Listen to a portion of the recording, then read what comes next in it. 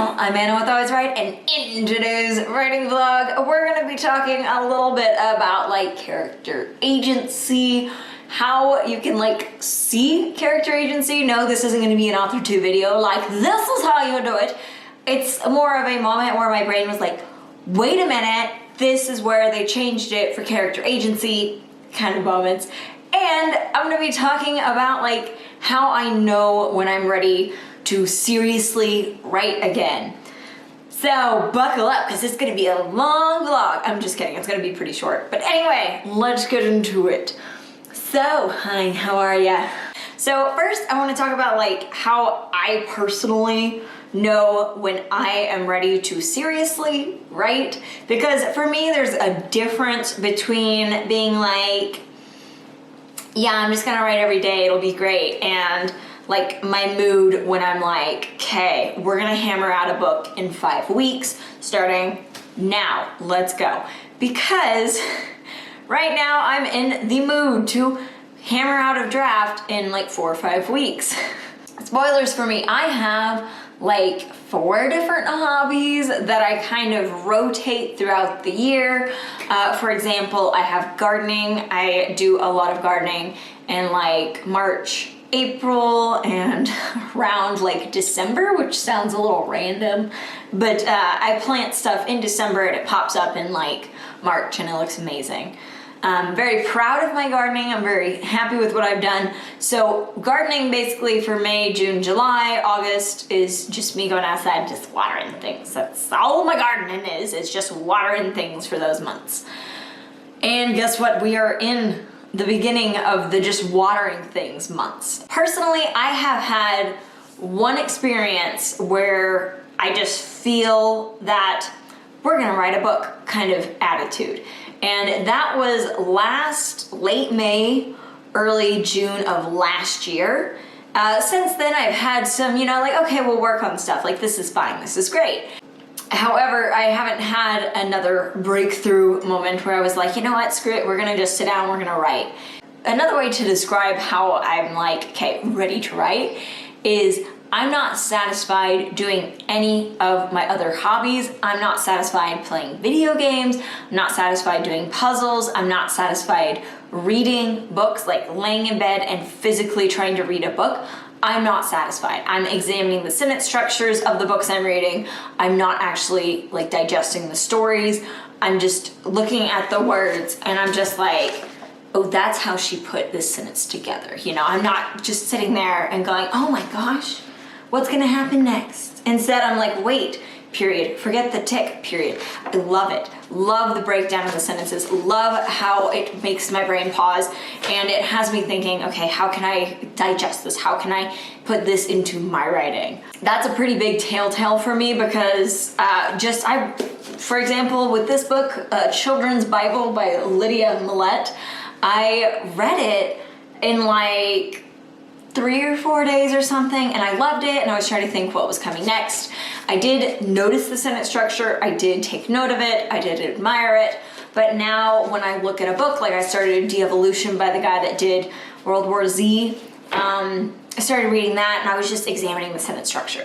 I was like, okay, this is what he's doing, this is what he's trying to achieve, and I was just like, yeah, this is not enjoyable, this is not like consuming fiction, this is consuming like sentence structure, and that's not okay for when you're reading. At least for me, I don't quite like that. When I physically read a book, because I read about 1 physical book for every 2 audiobooks I listen to, I like to enjoy the story while noticing the structure and the prose instead of just focusing so heavily on the sentences and the prose and not so much the content. That's one sign, but the biggest sign for me is I just have like this pressure in the back of my mind, and it's not like giving me a headache. It's just like, I don't want to do this. I don't want to do my puzzle. I don't want to do this. Let's clean. We'll think about this story. Okay, how are we going to move forward with the story? Spoilers for the next like month or 2 of vlogs. It's going to be a lot of writing because I have my computer right here, right now. Whoa. And we're going to really start writing. As of right now, for work, I have the time, I have the mental and the emotional capacity to dedicate 3 hours a day to writing to get my book going. It's a strange sensation because when I was in high school, like college, I was the person that I could just like write. Like, granted, they were like fan fictions, XYZ kind of stuff. They were like bad werewolf fiction, I'll admit to it. And I was just like, I would just do it, you know? I would just kind of do it.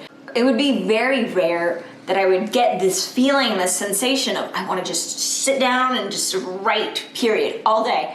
And I would only usually get that at the beginning of the stories or when I was like really outlining the stories. I wish I could trigger this and be like, boom, we're gonna hammer out a book. But I've kind of learned with myself that I can't just like absolutely like force myself to do something and expect it to turn out okay. I was able, you know, for Feathers, I was able to edit it a little. It was coming out okay, it was coming out better. I was able to restructure it, kind of re-outline it for my second draft. So it's not like, oh, I have to be motivated, I have to be inspired to write too.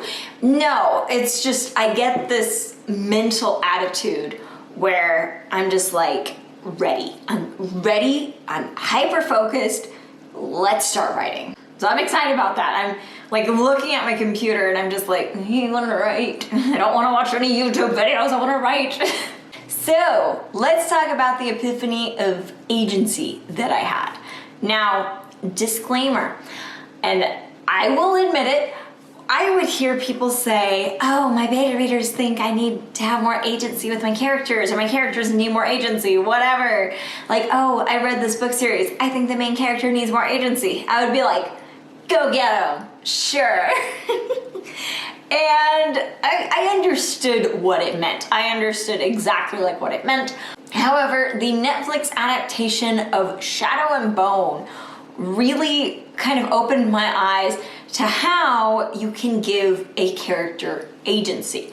So this is going to be a little bit of spoilers, aka like chapter 1 spoilers, episode 1 spoilers, still spoilers. Also, kind of a disclaimer, you can read chapter 1 for free on like Amazon's like preview section for this book, so you can read it yourself. And almost all of the reviews that I've seen for Shadow and Bone, especially episode 1, mention this part. So you don't have to pay to see what I'm talking about. But in chapter 1 in Shadow and Bones, basically our main character, Elena, I think is her name, I'm pretty sure. It has her just be assigned to go into the fold, go into the bad, scary darkness stuff.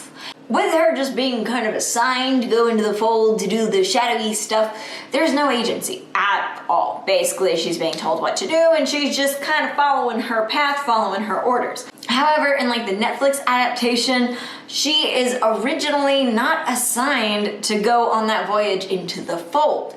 She goes out of her way, she burns some maps so that they're missing maps, and she volunteers to go with the expedition into the fold so that she can redo the maps that she had burned. Now that's just a tiny difference, but to me that was just an amazing example of how to give your characters agency. I was like, oh my gosh, instead of being assigned, she could do something, your main character, she, he, they, whatever, they would do something so that they get their way onto the expedition, get their way onto that boat, get their way into the plot, instead of just having like an old man that goes, you're going, damn it, now go. But if you are kind of struggling to wrap your head around agency, or you hear it and you go, great, I don't really know how to do that, I would highly suggest reading the first chapter or 2 of Shadow and Bone. Like I said, it's on the Amazon preview for the Kindle version. And then watching like the first episode or 2 of Shadow and Bone, or just watching some of the reviews that are out there online. That's kind of where I had the epiphany. That's where my brain just went, wait a minute, this makes sense. Good job, Netflix. That's the first time I've ever said that about any adaptation they've done, but good job, I like that. I still do not feel comfortable enough to have like a Friday video, like an author tube video where I'm like preaching down at you going, this is agency. But this was a moment where I had some clarity on what character agency looks like and how you can kind of add the character agency in easily. I hope this was helpful. I hope that this helps you at least with a little agency or helps you kind of realize like your optimal writing times. Disclaimer about the first half, of course. Please know that there is such a thing as depression, and it is similar to what I described. Yeah, so if you are experiencing something similar to what I described, however, you can't really like satisfy yourself with your writing, aka you keep having negative thoughts about it and you go, you know, I'll never be this, I'll never be that, you may want to seek a professional. Just throwing that out there. But thank you all so much for watching. If you're curious about this shirt, it is a vintage shirt I found at one of my thrift stores in town. I have no idea. I've never seen anything like this before, and I was just like, we're gonna wear it. Yeah, I just thought it was pretty. I just liked the horse detailing, because it's got like 4 different patterns for the horse. Teacher's your little horse reader. Let me know down in the comments below if y'all ever have like those like months, those weeks, those days where your brain just does the like shut down and it goes, right, that's all I want to do is just write. Also let me know down below what you thought of the Shadow and Bone adaptation. Don't spoil anything. I've only watched 2 episodes and I'm like 3 hours into the 9-hour audiobook, so we're making progress slowly. But I have decided for myself that I will not watch any more of the Netflix until I read the book. I don't know. When I was watching the show, I was like, I really like this. I want to know more about this world before I dive into it. There is kind of like a side story that I think is based off of a different book of hers. I don't really know where it's coming from. It's like the guy in the West, Ravishka or whatever it is. Yeah, she can tell I'm real invested. I'm just terrible at names in general. But yeah, I don't really know where that's coming from. So if y'all have read a lot of Leah Bardugo's content, can you tell me what book that's coming from? Because I don't think it's coming from Shadow and Bone. It's definitely coming from like one of her other stories, maybe her duology, like the Six of Crows or whatever. But I'm just like really curious because I'm like lost. I'm like, who is he? Why is he taking up half of my time on Netflix? Stupid. But thank you all so much for watching. I hope to hear from you all in the comments. And thank you for liking, subscribing, everything else. I hope you're having a great May. I know it's been like a nice, relaxing May here, and I love it. But as always, let's get writing. Bye! She has a lot of books. So it's like the Grisha trilogy, so it's Shadow and Bone, Siege and Storm, Ruin and Rising. And then she has the Six of Crows duology, which is Six of Crows and then Crooked Kingdom. And then the King of Scars duology, where she has the King of Scars and then a second one coming. And then she has like 2 other ones. It's very interesting to me diving into these worlds where the writer has like their core trilogy series and then they have spin-off series and then spin-off series. And I don't know, it's very interesting to me. And I've never really gotten into series books because I usually don't like the second ones. Spoilers. I don't know, we'll see. Yeah, but thanks for watching, guys.